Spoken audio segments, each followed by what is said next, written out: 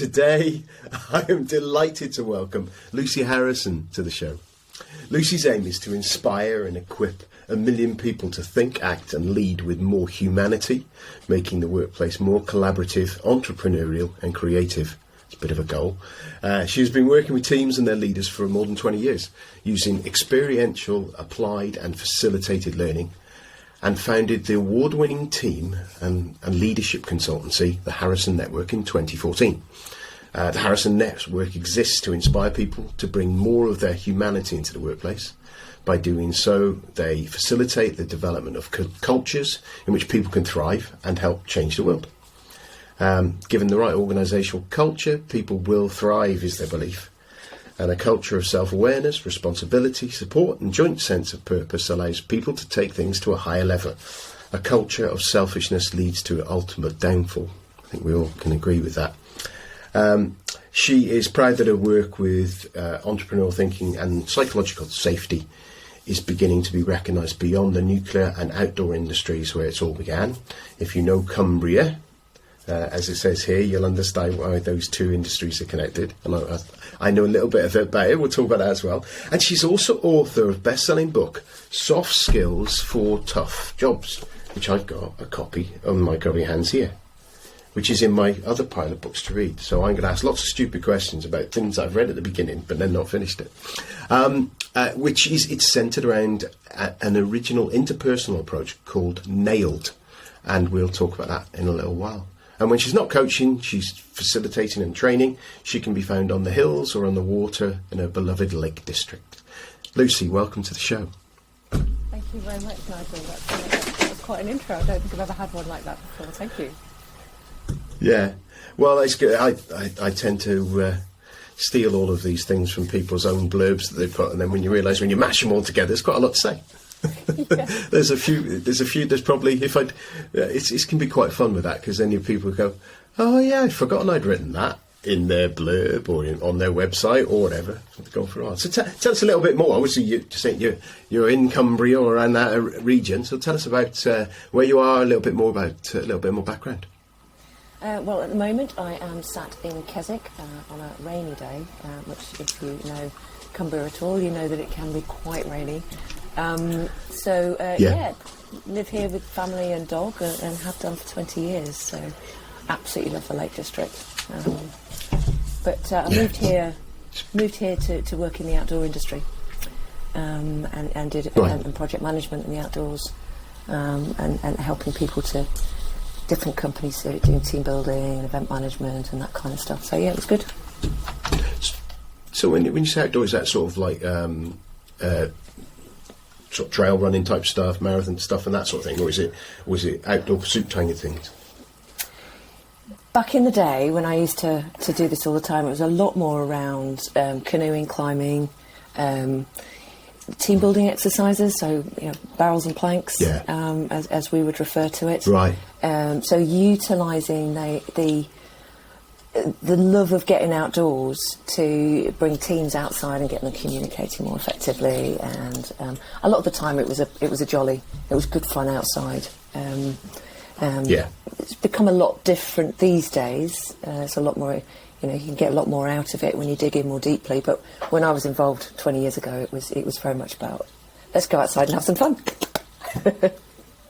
Yeah, I suppose I'm thinking back. I went on one in Windermere, I think it was, as a company that was doing stuff up there when I was working at Barclays, and we went and did a weekend there and did all manner of different things. There was a lot of drinking going on as well. I remember that.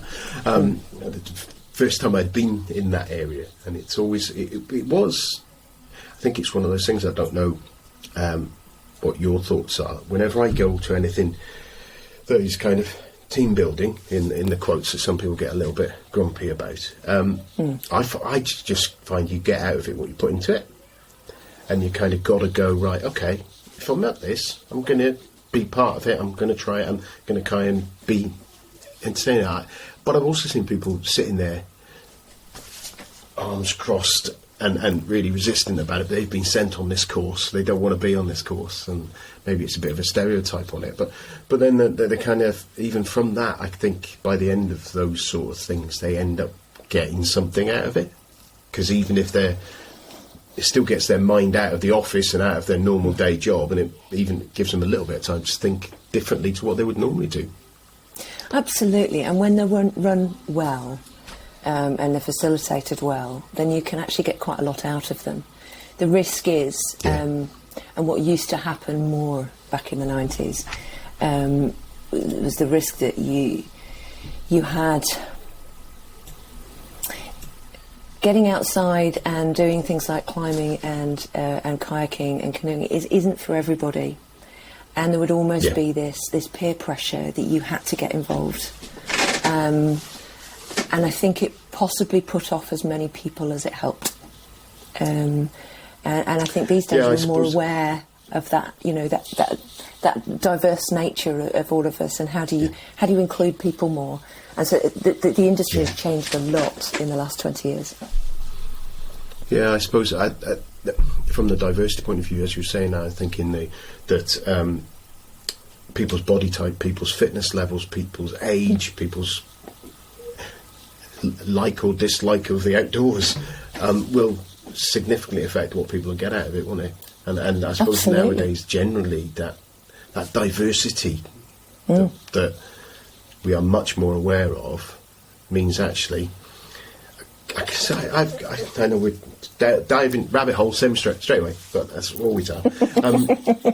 I've got a session that I was running with my team, and we've got a team, a diverse team, who are some southern based, some northern based, etc. And we're looking at different things to do. And then I was kind of thinking, and I saw one of my guests I had on a couple of weeks ago, Jude Jameson, where she has a training where she takes people to her stud where she's got horses, and it teaches people how to work with horses and how different it is with a horse and things like that. And I thought about that, and I was thinking, well, should we get the team to do that? And then I was thinking, I know I've got a few city dwellers in the team, and I'm thinking, are they really, really going to hate that and not get something out of it? And then I was thinking of, but then you sometimes you can't cater to everyone all the time, but you've got to be willing to accept the fact that you might not get the best out of some people in certain situations, and you need to do something slightly different. Do you agree on that sort of thing? Yeah, and I think it depends a lot on the team and on where they're at and the people within it and the appetite of the people within it. And I think if you understand that well, and you adjust what you're trying to, what you're doing to make sure it works for that group of people, then I think these things can be really positive. I mean, I had a group out a few weeks back, and part of a longer team development programme with them, and we pushed them out of their comfort zone to take them up a mountain in Scotland. But not only that, we had them doing a lot of navigation along the way. So we had people teaching them navigation tricks, and then they had to navigate up, and different people would navigate different legs, and we had a real diverse mix of people on there. Some people who, tramping on the Scottish fells was what they did day in, day out. For other people, they'd never done it before, or never done anything like it before, and it was really pushed them out of the comfort zone. But that experience of all of them having to kind of get up the hill as a team, and do that as a team was something that actually gave them a really good experience, and was something they continued to talk about afterwards. I think it's finding the right experience for the right job, really, what you're trying to achieve with that particular group, person or team. I think that's when we talk about experiential learning now, that's what we mean. How do you choose the right experience to give people something, a microcosm of what they might experience in work, but to give them that out of work, but in something completely different, so that you can start to emerge some of the behaviours and look at some of the interactions and interplay that people are having, and then work on that. Yeah, because it's very difficult, and I've had it before where we've done it, where just going, right, how can we do stuff better as a team?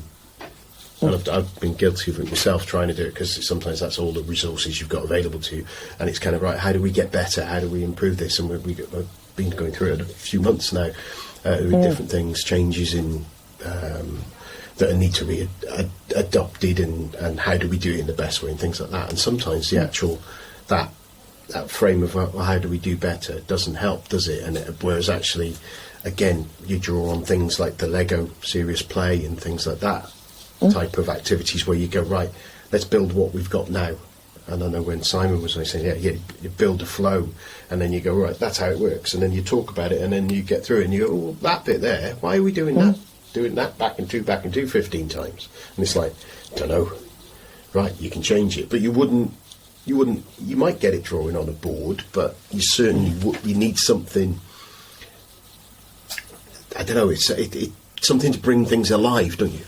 Yeah, absolutely, and it shows different things. So a lot of the time we work on the systems or the relationships or the interplay between people and in teams. And for some people, they find it easy to zoom out and see that, and for other people, they really struggle.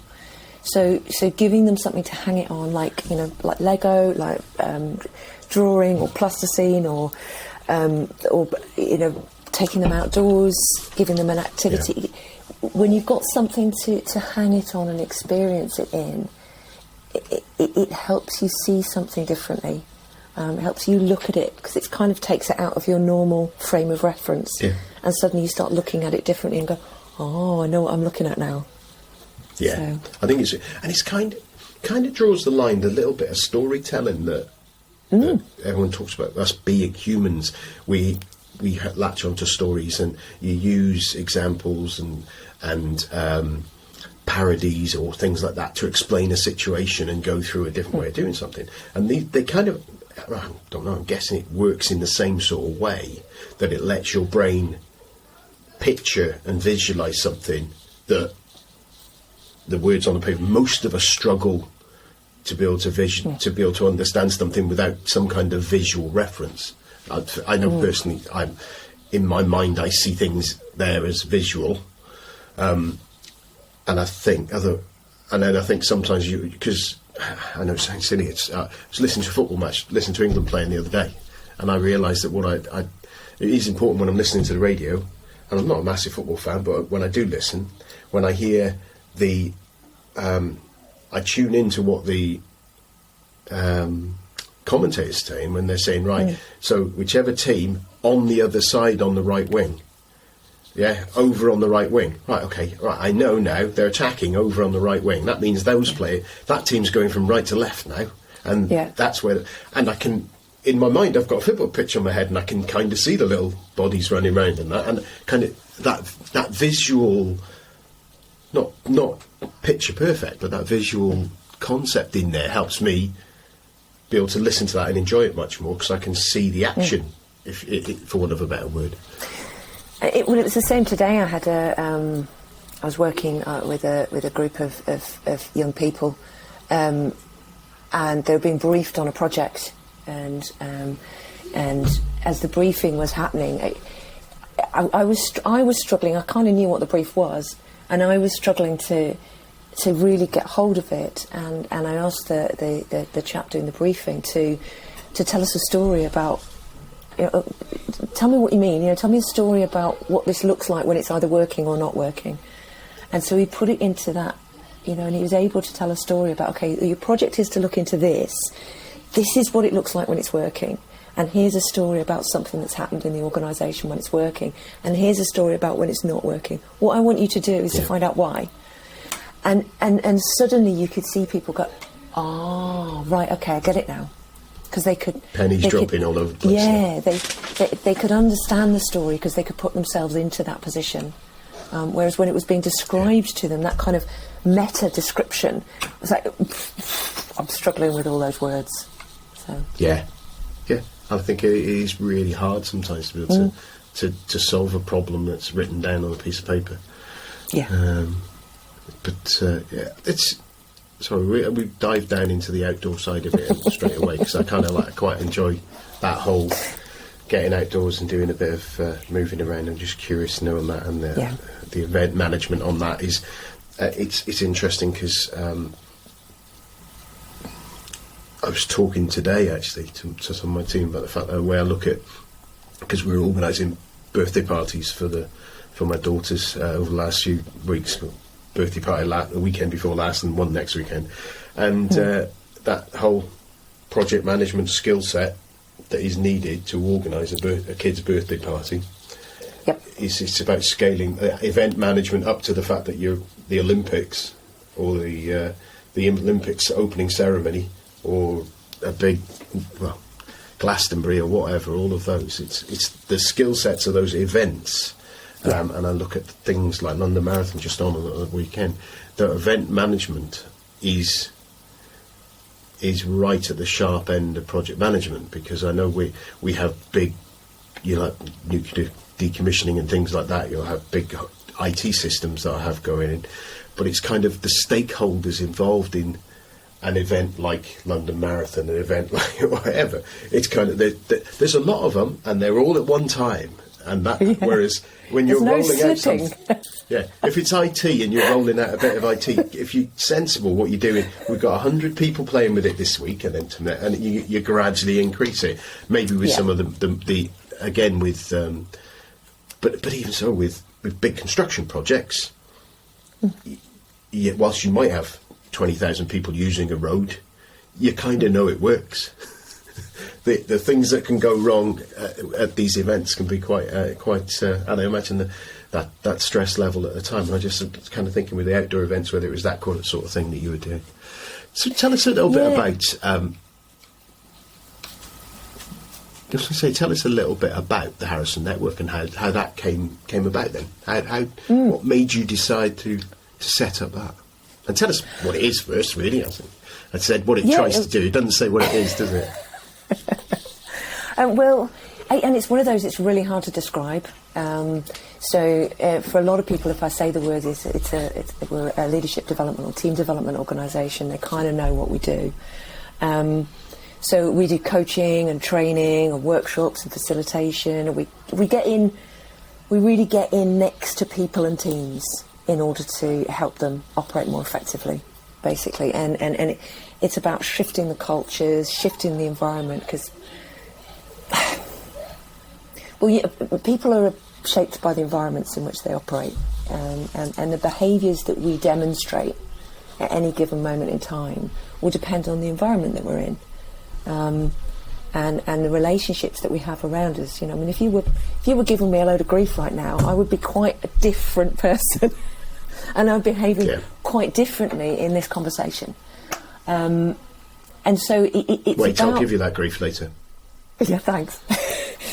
So it's about how do we think about how we go into a conversation with somebody, or how we work within a team, or how we create the environment and the cultural environment at work in order to get the best out of people.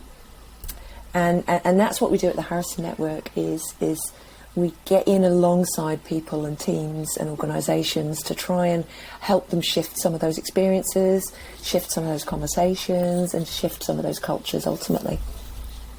So we get involved at the sharp end and the dirty end. We don't give you a nice pretty framework and then say, there you go, bye. We actually get involved in the conversations. So culture, it fascinates me a little bit. I think it does with a lot of people. I had a conversation with Colin D. Ellis. I don't know if you know Colin from he's Australian. He's not. He's Liverpudlian, lives out in Australia, and he did a book called Culture Hacks. Okay. And I had him on the show and talked about the book and about culture, and I'm sure it was Colin that we had this conversation with, and it's around the fact that culture can be really strong in a team, but that culture of 10 people, 5 people, whatever, may be completely at odds with the manager, completely at odds with the organisation. They would die for each other. They're just really solid, culturally strong, but actually not what you need. And I'm not sure what triggers you to be going into one of these organisations, because I'm guessing you're not going in there and looking at teams of 100 people to change the culture of an organisation. You'll be looking at manageable sized teams, or maybe you are going in that size but it's a bigger thing. But how do you know, because it's like, see, culture isn't what the organisation wants it to be. The culture's what the people, it's like brand, isn't it? When people say that your brand as an organisation is what people say about you to other people. It isn't what you say about you. It isn't what your pretty swoosh looks like or anything like that. It's what other people talk about you, and you can't always control that. And culture's kind of similar, isn't it? It's not.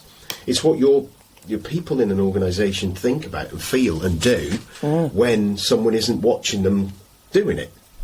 Yeah. How do you know, one, how do these organisations know they need the help? And then secondly, how do you know what they want it to be? Where is it going to move from? Those are two really massive questions. I We know. could talk all night about those. So, taking the first question of how do people know that the culture needs to shift? Sometimes people are aware of things that are emerging. So whether those are safety incidences, whether those are reports of bullying, whether those are people talking up about this don't like this culture, or whether it's about looking at an aspiration of where they want to be. So sometimes it's for negative reasons that they're suddenly realising, oh, hang on a minute, this is not good enough, or we're getting bad press. And sometimes it's about, well, this isn't, our culture is exactly designed to give us the results we're getting right now, but the results we're getting right now are not the results we want. So therefore we need to do something differently. And I think that's the piece, are the results that you're getting right now as an organisation the results that you want? And you have to think across the board at those results, whether your retention of people, whether you're looking at, project lifetime, are they finishing on time? Is the quality right? Is the safety okay? Is the do people feel fulfilled, or are they dropping like flies? All of those kind of things will dictate what are the results of your culture. And if those aren't the results that you want, or if the environment is shifting and the organisation needs to change to keep up, quite often you need the culture to be able to shift with it. Oh, I see that. And I imagine the second part of the question in some ways is that approach is very different depending on the trigger that is coming up. Because if you've got, and again another conversation having there, if you've got someone who's the managing director of something, and they're coming in going, right, these lot need to shift their attitudes to sort out these problems because it's not changing, and they've dragged you in because this is going wrong and that's going wrong and these are, and it's all their fault. I think the conversation at the time was talking about someone who had gone in to help someone with the thing, and it was none of their team would stand up, wouldn't just get on with stuff. They had to be told what to be done all the time, and it was obviously after a little conversation that the reason that they needed to be told was because the person who owned that organisation was a very directive, authoritarian person who always told people and told them what they wanted done, how they wanted it done, and kind of was very, didn't allow people. So people just got into the habit of, well, I've got no choice on what I do. I get told what to do, and I'll wait till I get told. And there was no initiative or anything like that. Yeah. And then there's a whole chapter in the book about that. Yeah, it's very common. Yeah. And I can see how it can happen though, because it's difficult for innovation and initiative in organisations once they get to a certain size. And I've been in this position myself. And your organisation tells you they want you to be entrepreneurial, they want you to be X, they want you to do this, and then you go, right, I'm going to go this, and then you get bollocked because you just did it. Yeah. You kind of go, oh, hang on. So I thought you wanted me to kind of take a bit of risk, be a bit entrepreneurial, be agile, and all the magic words you get there. But if you don't feel, and I know this goes on to some of the other points that were the psychological safety side of it. If you don't feel that you can fail, don't feel that you can do something outside a process, and kind of a little bit maverick, and it's difficult, isn't it? Because as an organisation, you get things like the Sarbanes-Oxleys and all those sort of things, and all of the GDPR and all of the legislation you've got to stick to. Yeah. That can constrain and make you feel that you just can't do anything on your own accord, even though there is a barrier. But it's understanding those boundaries is really difficult sometimes. And the bigger the organisation gets, the harder it is. Yeah, and we do a lot of work in we do a lot of work in nuclear, and you know, there's certain barriers that you really don't want them to cross. I live way too close. So absolutely, and this is it's a massive issue, and I think, firstly, if a leader doesn't recognise that if they're asking the organisation to change, then they need to change as well, and if they don't recognise that, and they say to us, "I want you to come in and sort them out," we don't work with them. So, you know, just don't take it on. But secondly, that piece about people telling each other what to do, and then worrying about, or not worrying about, but wanting people to be entrepreneurial, to try new things, and then asking, well, why won't they? Why do they all just do as they're told? It is something we come across an awful lot. And when we talk about the entrepreneurial thinking, programs and development that we do with people, we get asked this a lot. How do we do this? And if I go back to what we were talking about a few minutes ago, when we were saying about the culture is kind of what people talk about and what people say. Actually, some of those systems and processes that are in place about what do you do, you know, how do you apportion blame? How do you deal with it? What's the language that you use around safety incidences? Do you call them, you know, are you looking for to demand and find out who's to blame, or are you looking to learn from it? You know, so all of that actually matters in a culture, and you can help it shifting by changing some of the language, by changing some of the processes, by changing some of the hierarchy, as well as the stories and the experiences and the interactions that we have on a day-to-day basis. So it's not as simple as shifting just people. The environment, that environment, some of it is structured, and you have to look at those structures as well. So it's a big issue. It's huge. Yeah. So when you're looking, I'm guessing it's in quotes easier when you're looking at a smaller team. If you're looking at, rather than changing a whole organisation, you've got a finite team, a finance team, a project team, or whatever, and kind of helping them get be ready for the change that they're getting, or whatever's going to happen in there, a different approach. Do you approach things differently depending on what those two different factors, two different types of organisation you're dealing with? Yeah, my hesitation is because it depends on the people, and we always approach it one conversation at a time. I mean, that's it, because every conversation that we have matters, and the relationships that we have in those teams matters, between us and them, as well as between them as a team, or them the leadership. Each conversation uncovers something or unlocks something, and when you have more good conversations, more effective conversations, you start to uncover and smooth the way, so that when there are challenges that come in, people don't revert into I'm right, no I'm right competition, defending their positions. But people start to be more curious about, tell me about your thinking, tell me what you think is wrong about what I've just suggested, because I really want to know, because I think maybe my thinking might be wrong, and I'm really curious as to where you're coming from, and how can we use these two different points of view to come to a better solution. Yeah, but that takes some humility, and that takes some you know, it takes a good relationship to be able to do that.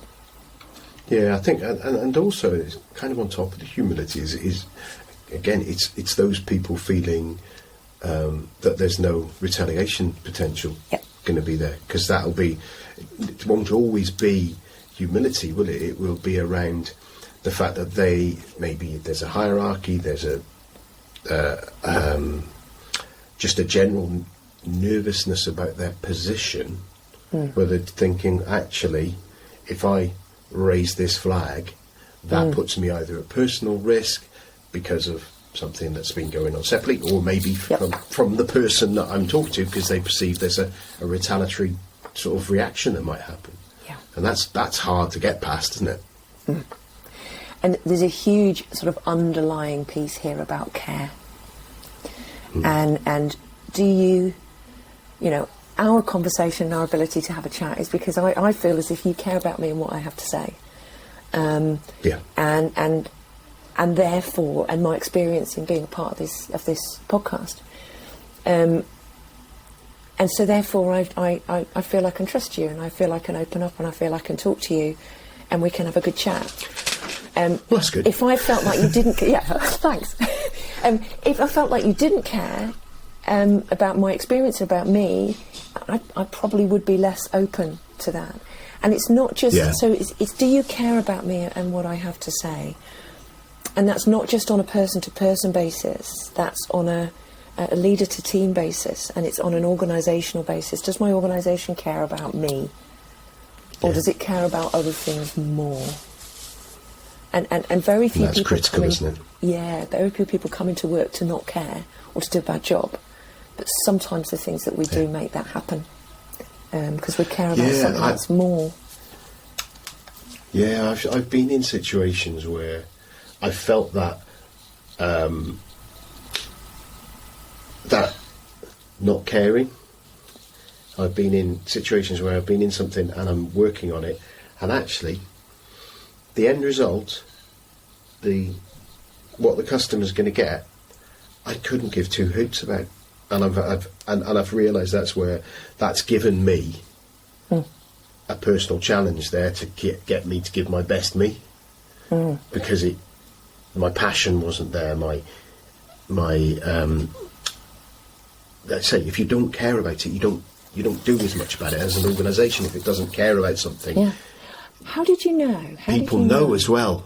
Yeah, but how? How did you know that you didn't care? I think it was one of those days where something, I can't remember the exact thing, but would have been along the lines of something needed doing quickly. It was a problem that was caused by someone else. It was us digging them out of a hole. I was like, why do I bother? Whereas if I was in that kind of servant mode that I'd want to be in, and that keenness to help first rather than do, I would have been thinking differently.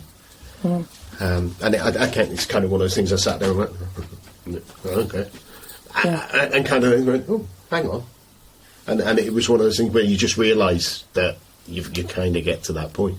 Yeah. And I think we all do sometimes on certain things, and sometimes it's a need to change our own mindset. Other times it's a need to move away from that specific thing because it's not right for you, either that organisation or that piece of work that you're working on, or that customer you're dealing with just might not be the right person for you to interact with. And it's quite. It was a little bit of a shock, actually. Yeah, and it's interesting how we make that judgment based on, and when you try and explain, so what I asked you there, you try and explain, why did you feel that? What was it that gave you that impression? It's really hard to know, because we make that, it's that trust piece, the word trust is bandied around a lot in teams and in organisations, and but trust is an emotion, and it's something that you either feel or don't feel. And, whenever we talk about soft skills, people think, it's all the fluffy stuff. But it's not. It's the absolute foundational, really hard stuff. You don't know where it comes from. You can't explain why you feel the way you do, but you just don't really want to work for that person. Yeah. I don't want to work with them. And it's the stuff that can snarl up your projects really, really quickly. Yeah, I don't know if I spoke to you about this when we spoke the other week, and it's an area of things that I've always used, and when I discovered it, I thought it was fantastic, was the disc profile, where, the way that I describe it is you get those two opposite ends of the spectrum, where so you have the 4 character traits, and if you are at the opposite end to another one, it kind of, when you realise what they're like and you realise what you're like, you can realise why they think you're a dickhead and why you think they're a dickhead. Yeah. And then you can go, it's not because they are a dickhead, it's because they work differently to me and think differently to me. And then you can actually sit there and go, right, okay, what can I do to change the way I am so I can work in harmony with them? Whereas quite often some of us will go, right, let's try and change that person. It's simple things. They try to go there and go, right, well, they need to be more like me. And then you're on a hiding to nothing.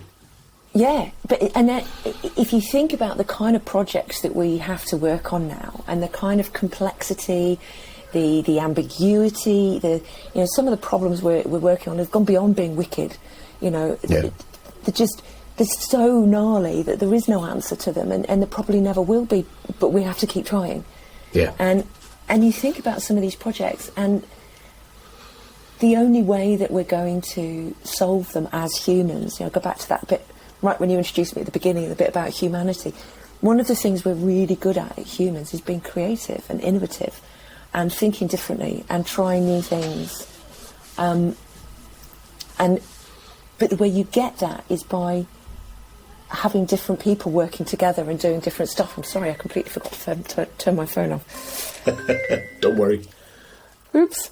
I'll just put that on silent briefly. Sure. And so that stuff is so important, to make sure that you have got those opposite ends of the spectrum, understanding that their different perspectives are really important, and by sharing those different perspectives, you're more likely to come up with something different, something unique, and a better way of doing things. Yeah, I agree. It's interesting because we've been using some agile techniques and Scrum techniques within some of our work at the moment, and in fact, I've got the things I've got here, and the old Scrum estimating poker cards, and it's one of the things I remember from my training. The most valuable thing on the estimating thing was around the fact that you've got it. It is really a much better way to size pieces of work by using these cards, and you're sitting around and you're holding up the card that has whatever, how big or small or whatever you think it is. And the important things aren't the ones where everyone says it's a 5 and everyone says it's a 30 and everyone says it's a 1. The important ones are where somebody says it's 100 and someone says it's a 1. And then you go, well, hang on. Why do you think it's 100? And why do you think it's a 1? And those conversations usually result in one or both of the people going, oh, I thought it was this, and it was maybe something in between. I mean, the actual thing you're talking about, you don't know enough information about it because you've got two possible different views of what the solution to that might be. And that's the thing, those opposites. And those opposite ideas are brilliant. And I go to Raymond Voulings as well, who had on the show talking about the idea DJ, where he's got talking about cross-industry innovation, where taking industry ideas, turning them on their side, plugging them into that, and then and it's all about all of the ideas, two ideas create one. The use of an Xbox controller in submarine missile systems. It's kind of the gaming industry, that two industries you think complete there, but the tooling's the same, and those sort of things, that innovation, those ideas are from differences. It's the Wright brothers arguing with each other, and that's how they worked out the solutions to things. And people think they were arguing. It's kind of, well, no, that's how he's got a different opinion to me. We argue about it, and then we work out a better solution together. Yeah. And if you don't tell people that things are not working, then how can you change them? How do people know to change them? Yeah. But that comes back to that piece about, psychological safety, trust, care. Do you feel able to have that conversation, or is somebody going to turn around and go, "Oh, shut up, get on with it, just do your job"? It's an interesting, because that's what creates safety, the culture. I've seen psychological safety as a phrase used in the last 12 months, probably, maybe 18 months. Okay. And it's not one I've picked up on prior to that.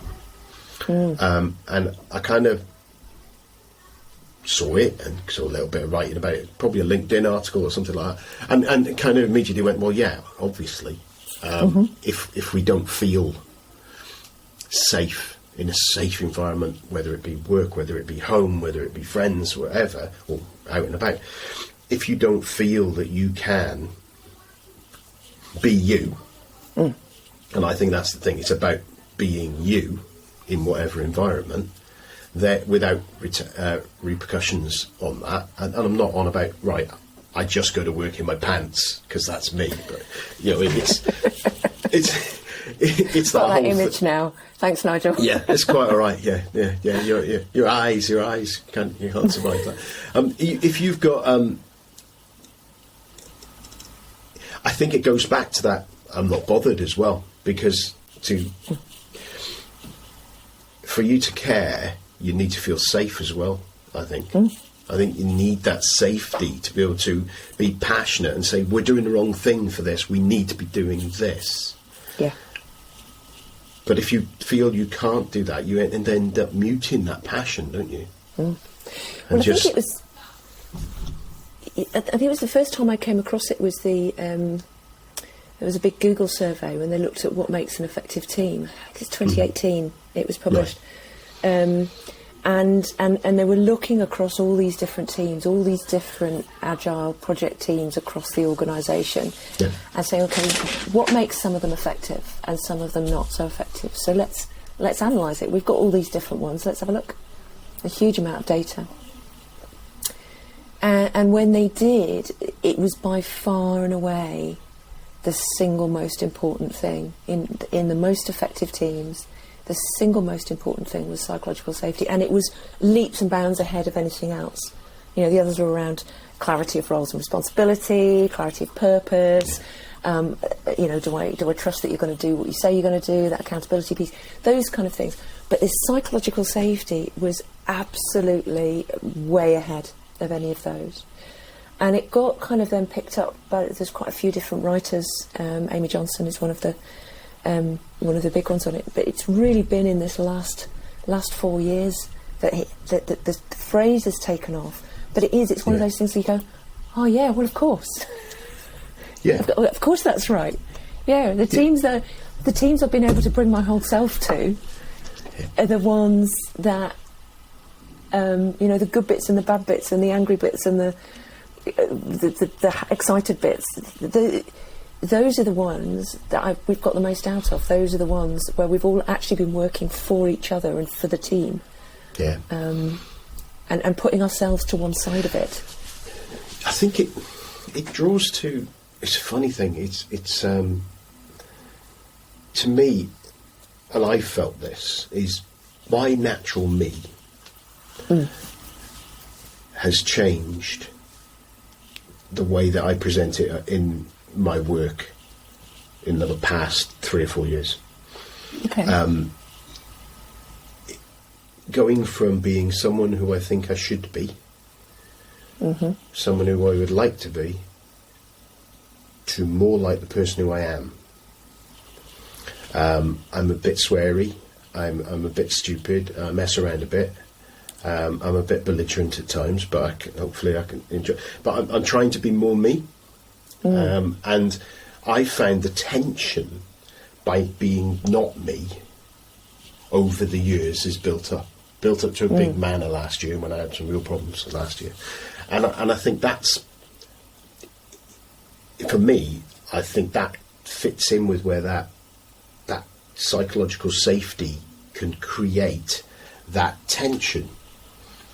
And I also have a theory that, and I fight against the phrase, but it's used, midlife crisis, is us as adults going from when we were kids doing the things we'd like to do, when we're in our early 20s, and then we bow to peer pressure, we bow to organisational pressure, we bow to the work world of society and what we should be like and how we should be.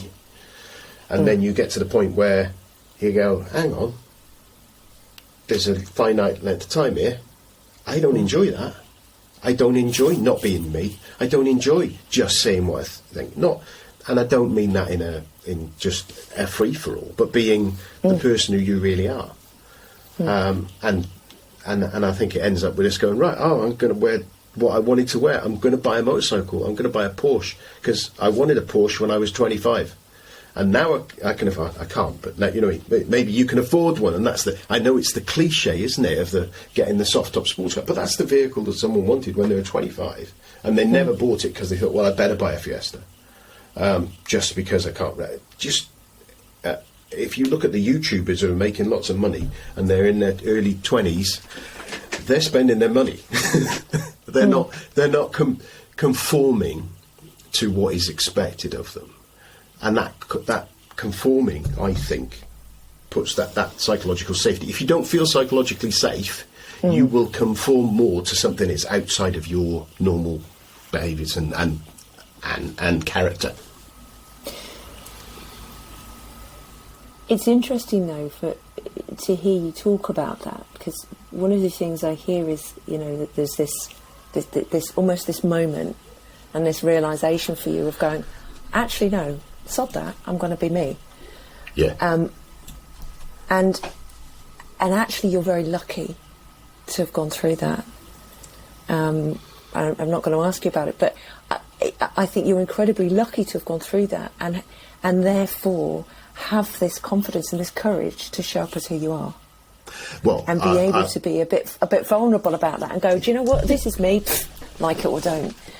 And that's a tough thing for a lot of people. It is. It's hard, and it's still hard for me. And it's something I want, it's something I try to do. Actually, doing this podcast part, doing that. I like my own voice, there you go. I like talking to people, there you go. One thing I always wanted to do, and for a long time, I wanted to try and be a speaker and do things like that. And that's and this is my vehicle for trying to get through to that, and I've had opportunities to do it, and hopefully I'll get more. And do training and things like that, but never had and conformed, because I've gone through the roles I've gone to, and then you've got the house position and the risks that you can't take to maybe do the thing you'd want to do. And but you think about it, you see some incredibly successful comedians. I'm watching Ramesh Ranganathan the other night, who I think is fantastic. He used to be a maths teacher. From what I gather, he didn't enjoy that. He did that because he thought it would work, and I don't think he thought he was very good at it either. You're probably better than he plays for the comedy. And Greg Davis, similar sort of thing. Yep. At a point, you go, "That's not for me," and maybe it isn't. It may not be as common as people do, but quite often we end up for certain project management. Every project manager I've interviewed on this podcast so far haven't planned to be a project manager. They kind of either fell into it or saw it and thought, oh, I'll have a go at that. They didn't grow up wanting to be a project manager. And so you end up a little bit of osmosis into a role and end up doing what you're doing. You don't necessarily, it may not be your calling. And it's an interesting... I wonder whether... How do you get psychological safety, though? Because you can't just say, everyone, don't worry, you're okay. We are going to be psychologically safe in our organisation. HR have got a policy on psychological safety. We'd like you all to read that. And if you don't read it by tomorrow, it'll go. We'll send you another email reminding you to read the policy on psychological safety. And then we'll tell you off and report it to your manager if you haven't read the policy on psychological safety. You will read this email and you will make each other feel safe. Morale will increase or morale will increase. Otherwise, beatings will be added extra. I know. Sorry to anyone who's listening who's an HR person. I'm not trying to be horrible, but there is that. It's an extreme example of something like that. But it is. How do you do it? How do you create that safety within an organisation? There's a really easy, simple question. You 3 words. Thanks. Answer. Yeah. So if I knew that, I would be having Porsches, like several Porsches on the drive, I think.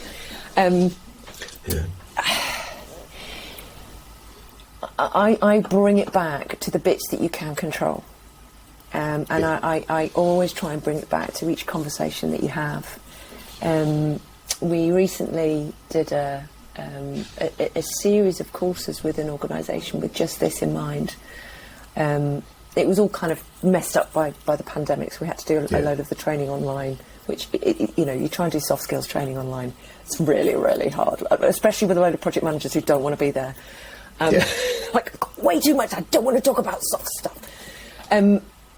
So we were doing this work with them about looking at every conversation that you have. How do you choose to have a different kind of conversation? How do you recognise how you are showing up to a conversation and the impact that has? So how every time that I show up in a conversation with my partner, with my team, with my clients, with my kids, it will have a major impact on how they respond. Yeah. So it's about choosing to have a different kind of conversation, choosing to show up differently, and every person making that choice, and then choosing how I respond. So how do I, when something happens to me, am I just going to react and do my normal, don't you dare speak to me like that, as I tend to with the kids, but instead choosing to take a moment, use that little gap and respond in a different way, respond positively or respond curiously, and those are the things. If you can help people do those three things well, which curiously is all about what the book's about, but if you can help people do those three things well, then you make a really good start to helping that happen. But people need to understand why, and that can be a really hard concept. Why would I bother? Why is it important? So that is quite difficult for them as well. The conversations I have work. I tell everybody what to do, and they go off and do it. Why do I need to have a different kind of conversation with them? So sometimes that is the hardest part, the hardest nut to crack. I suppose but then it's looking at those three things.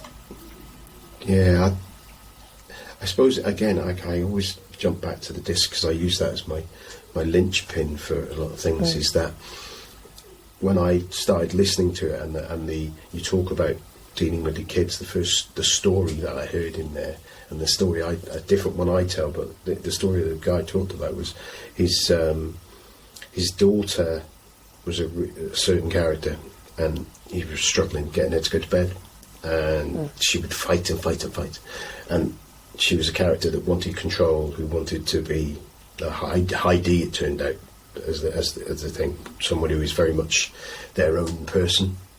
And his friend of his was talking to him, and he said, well, have you ever had an assessment done of these? And they did the assessments of these three girls, and they're all very different. And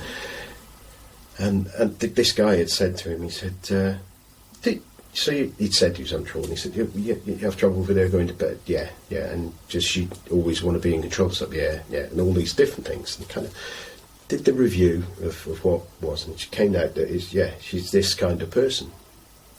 And this friend who knew that sort of thing said, well, have you tried asking her, giving her some timelines of when she goes to bed?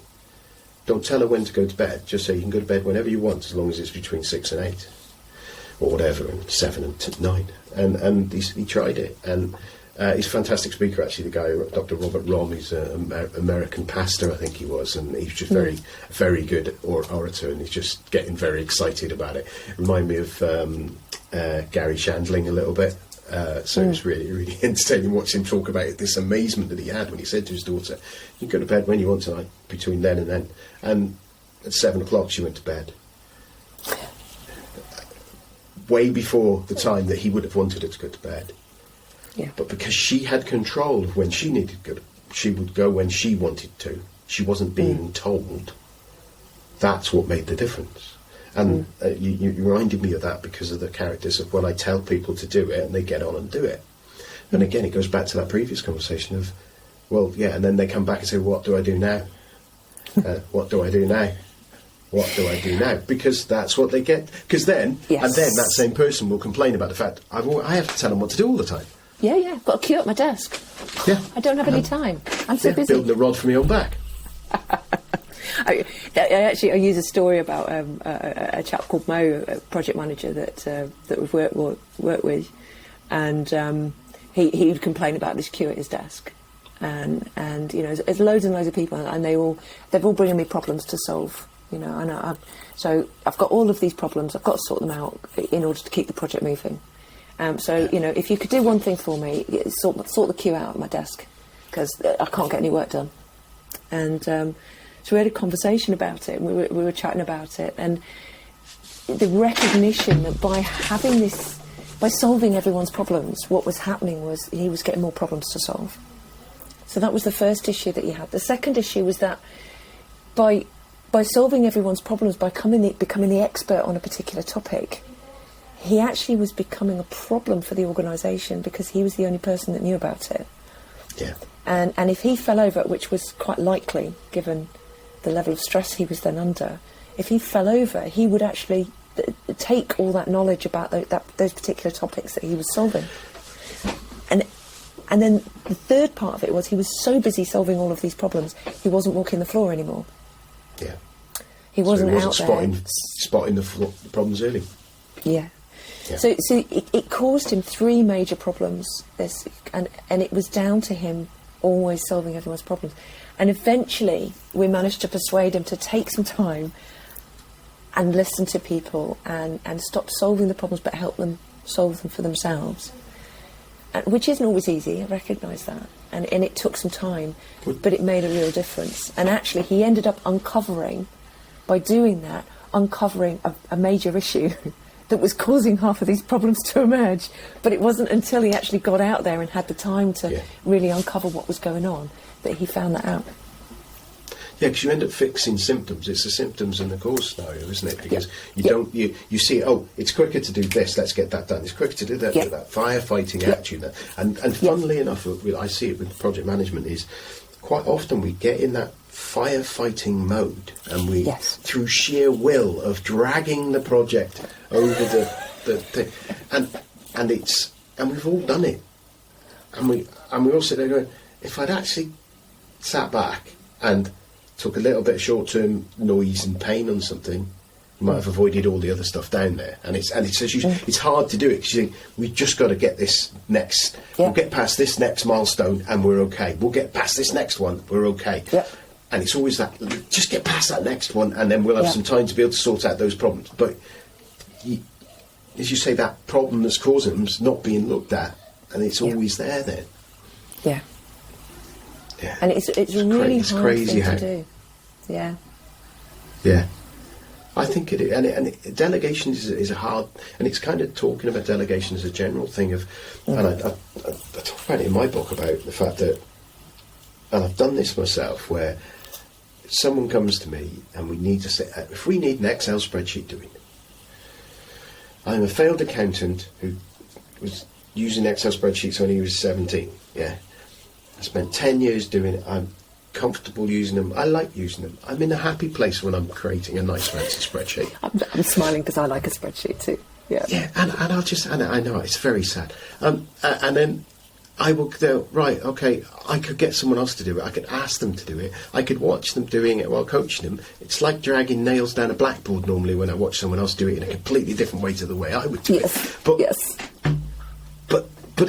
But I am guilty of not going... Just you do it, and I'll grab in and I'll do it, and I'll be looking at the spreadsheets of our finance sheets and go, right, okay, we've got this problem on this number here, and someone's going, what, where? And I'm not sometimes I'm not, well, I know I'm not coaching the guys to look at those reports in a way where they can go, that's a problem, what's the answer, and come to me going, here's the explanations, before I've had... And then we go, right, we've got that margin that looks weird, or we've got that looks unusual, and this is going to happen. But I'm the one spotting it, and then they're going, oh, we'll go and find out, and which is fine, because then when we're prepping, and they're not reporting to me on these, I'm helping them prepare, and I've done that before all the time, and it's how you spend the time. They find the time to be able to learn and get to understand it, or whether you can automate it or get more tooling in, but then that takes cost and investment and time to work out when you can do it. It's always the same. It's tough. Yeah. It is, and it is it's a really hard thing to do. As you know, I've moved from being a sole trader and being running coaching and facilitation and bringing in a bunch of associates and just me running the business and bringing in freelancers when I needed to moving into leading a team, and that has been a real shift for me personally, even though I teach this stuff. I ought to be really good at it, but you know, it's hard. It's hard to get your fingers out the pie and go, oh, okay, you do it your way. I don't want to. Yeah. But that's a really tough thing to do. And I think it's for everybody. When you care, it's hard to let go. And that's the point, isn't it? Is you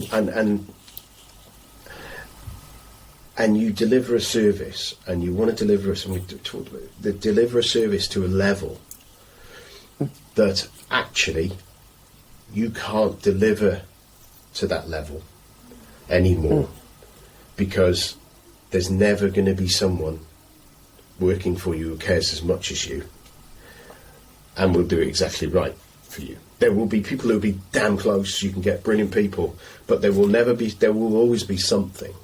And and that's the hard part, isn't it? And that's how going from sole trader to business person, and I've talked about my brother who's moved from working as a Harley mechanic, now he runs his own business, and he's now had to change his mindset on what he's running a business now. He's not just working the spanners, he's running a business, and he thinks completely differently now to what he was thinking before.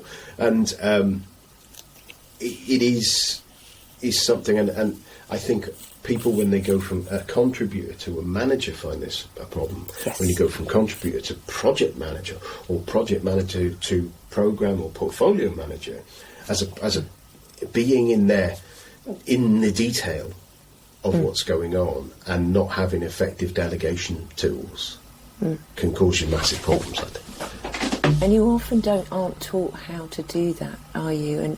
No. And we're often not self-aware enough, or don't have the time to think about it and to think about how we could do it differently. Yeah. It's a tough one. Yeah, I think, and again, you're firefighting, you're trying to get it done. You're trying to make sure it's right. You're trying to, sometimes it's working out why someone doesn't do stuff the same way you do. Why on earth would you do it that way? It's that whole thing. That's illogical. We have the same thing with the dishwasher loading in our house. Oh, that's a big issue. Yeah, exactly. I know. I don't do it now. Yeah. But I have educated my eldest on how she's meant to load it. Most of the time, she does it right. I don't tell my wife. I prefer to keep my wife away from the dishwasher, and I definitely won't look after she's done it, because I'm just pulling my hair out. I go all John Richardson. I know any of the UK listeners will have heard John Richardson going on about that. But it's a really good example of, well, to be honest, 90% of it's going to wash all right. There might be the odd thing that might be a bit weird, but actually, it's still going to bloody work. Yeah. I'm just noticing we've just gone over an hour on our chat. Last time we spoke, we said we'd talk for a while, and I'm okay on my time. But what I think it's important, because no, don't apologise to me. We haven't spoken, except for in fleeting glances, about this, which is it's the way that we kind of got introduced in many ways. So, talk to me, I suppose. Why did you write it? What's nailed? And for you, why should someone buy it? Go on, why not? Oh, brilliant. Well, first off, why did I write it? I was actually persuaded to write it. I never thought I would be somebody that would write a book. It's kind of really not me at all. And whilst I love reading books, I tend to get like a few chapters into them and then put them down, you know. I get a bit geeky about things, but then I don't actually finish them. So the idea of me writing a book and actually finishing a book was like massive. But I was persuaded that by some people, some of my clients actually, with whom I'd been using the framework, and they said, other people need to know about this. They really need to know about this. You've got to get it out there. And so that was kind of like, oh, okay, all right. And then it took me 3 years, because it's really hard writing a book. I know. And getting it from like 200,000 words to 35, yeah. Yeah, these three are really thin, skinny ones, and they took me ages. So yours is it's got some really good content. And it's got lots of pictures, which for me is really important. But it was one of those that, when I originally wrote it, I kind of started putting all of this, reviews of other people's work in there. And I just simplified it down just to this nailed framework. And really, what we were talking about earlier with regard to creating psychological safety, with regard to changing cultures, and this piece about one conversation at a time. But how do you hold that conversation differently?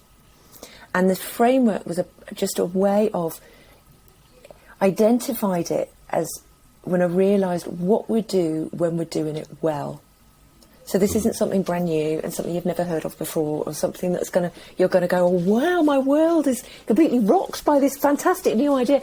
This is what you recognise it, because it's what you do when you're doing it well.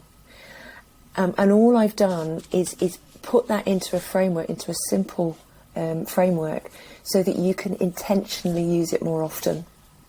And when you know you need to have a different kind of conversation, when you know you need to show up differently or respond differently, then you can give this a go. When you know you need to develop a relationship, you've got to work with this person, you need to smooth things through. Yeah. How do you develop that relationship? How do you show that you care? And that's really what the framework is about.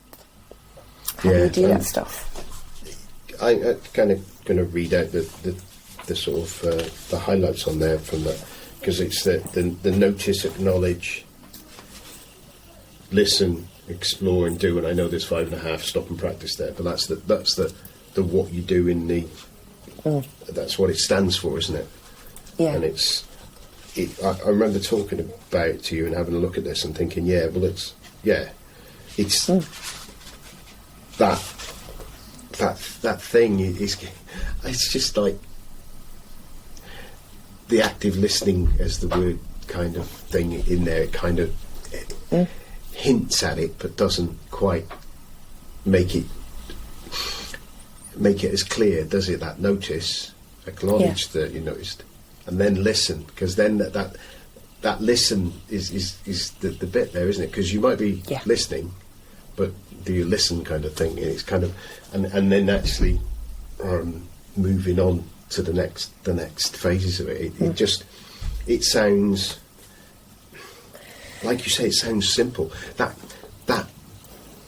explore set phase of it, where you're questioning people on what to clarify what they mean. Well, you do that, don't you? When someone says something and you go, oh, I don't know what they mean by that. You ask them a question. What do you mean? Yeah. But sometimes we've not asked them the question. We've made an assumption of what they've said and not explored that next bit and gone, oh, you mean that? And we go back to those cards again, doesn't it? It's kind of having that way of that conversation, of being able to say... Or you dive into solution mode. Yeah. That's the other thing, is, you get, oh, right, okay, that's your problem. You know what you need to do? What you need to do is to go and run up a few mountains. And people are like... Have you been listening to me? It's the project managers in us. Give us a problem, we'll solve it really quickly. And that's, part of this is about slowing you down to that, so that when you do get to this solving the problems, you're solving the right problems, and that you're allowing other people to solve their own problems as well. So that's the explore piece. Does it? I don't know. Yeah, I had this concept once, and I think this is when I suppose it's not the same, but when I was doing something at my best work, I thought, with managing people and solving problems, was we had some very technical deliveries that would go on, and the one day someone came to me, sat down, okay, we've got this problem. I said, well, explain it to me. And it was technical, and I said, well, just walk me through it. I've been in situations where people have walked me through the code, and I hadn't realised this until later, and they'll walk through the code, or they're walking through the problem. And they were walking through, and they were telling me, explain this, and then they got up and walked away. They're like, why are you going? And then they kind of, it's all right, I've sorted it. And this happened more than once. And I kind of decided that I was the project dog. And all projects should have a dog. Yeah. Because whilst they may not ask questions, they might tilt their head every so often when they find something a bit weird. They give you that sounding board. I'm that sounding board. And sometimes not saying something, and that, in some ways it's those first three pieces to me read as the keeping shut. They can solve the problem before you need to ask questions. But then the questions occasionally then will elicit the answers, and then they'll walk off again. And quite often, as you say, you don't get to that point where you're a solutioneer. You're just that sounding board with that, as I say, the project dog that can help people. But the interesting thing when you use that phrase, project dog, the difference talking to a dog compared to, say, talking to a wall, is that the dog will notice you. Yes. It will acknowledge you, and it will give you its attention, its full attention. So, my dog knows when, if we're upset or if we're angry, and every now and again we'll just come and put our nose and just acknowledge that we're not feeling great, or she'll sit and listen, and say, put your head on one side, like almost going, tell me more. And those bits about noticing and acknowledging, and then making sure you do the listening, they're just so important, and they're all interwoven. Yeah. Because it's that expansion of what we notice, because we think that we notice everything, but we really don't. No. We're looking at the world through our little set of lenses. Yeah. And so it's about how do we expand things that we notice? And that's where the exploration comes next, doesn't it? When you can ask, like I say, ask the stupid question. There's no stupid questions, but to ask the question that, from a uneducated point of view, the guys who worked for me were incredibly clever. They're incredibly bright, way brighter than me. But I can ask them questions that can help them solve their problems. I had people who would walk through the code and go, right, this bit does this. Right, what's that bit do? Well, after that's happened, balls, I've missed a comma. Do you know what I mean? That's the kind of the conversation you'd have. And you can't see it yourself until you explain it to someone else or talk to someone about it. I coach very senior leaders of organisations that I have no idea what they do, very, very highly skilled teams, people who do stuff that they can't talk to me about, but I can still coach them, or I can still coach that team, even though the stuff that they're talking about is way beyond me. Because it's not about the content, it's about the process, it's about the listening, it's about what are you hearing for, it's about helping them hear themselves. And that's the bit that you're trying to do, and that's the bit you're describing there, is helping people hear themselves and solve their own problems. Yeah, cool. So I think there's quite a compelling reason for people to buy the book. From my point of view, I think it's something we can all do. You look at project management, and at times it is very tough. I know, I've had it myself. It can be a tough, and it can be a lonely place at times. Project management. So anything that you can do to help improve those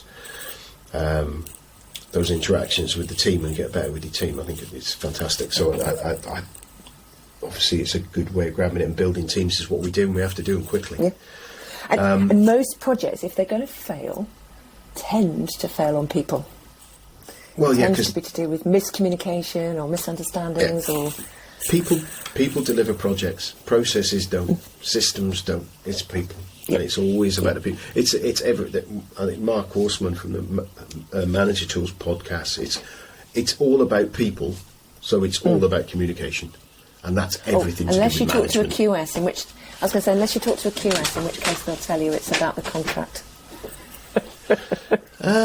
Yeah, but isn't the contract a piece of communication between two organisations? I know. That if you're reading, you're in trouble already. Unless it's a pair of you going, oh, I can't remember what we agreed. Yeah. Let's check before we have an argument. Yes. If you're already having an argument and digging it out to point at it, you're in trouble, aren't you? Yeah, definitely. Yeah, you've already failed. Yeah. So, if people wanted to find out more about the Harrison Network, about the book, about you, what do they need to do? Where's the best place to find you? Well, you can find me on LinkedIn, Lucy Harrison, or the Harrison Network there. Website, harrisonnetwork.co.uk, you can find us on there. Or if you look at soft skills for tough jobs, you can buy it in all good bookstores, and also there's a page on the website all about it as well. So those are the best ways to get in touch. Brilliant. I'll stick links in the show notes to all of that stuff. People can dive in on that. That's brilliant. Well, thank you very much for coming on the show. I really enjoyed the conversation. It's I think it's one of those, such a big area of conversation. You could talk about it for days. It's brilliant, and it's a thing that fascinates me. How we can do it better is just is infinite, I think. So have a fantastic rest of your evening and look after yourself. Thank you. Thank you so much for having me, Nigel. It's been a real pleasure talking with you. It's been a pleasure to talk to you. Cheers. Thank you.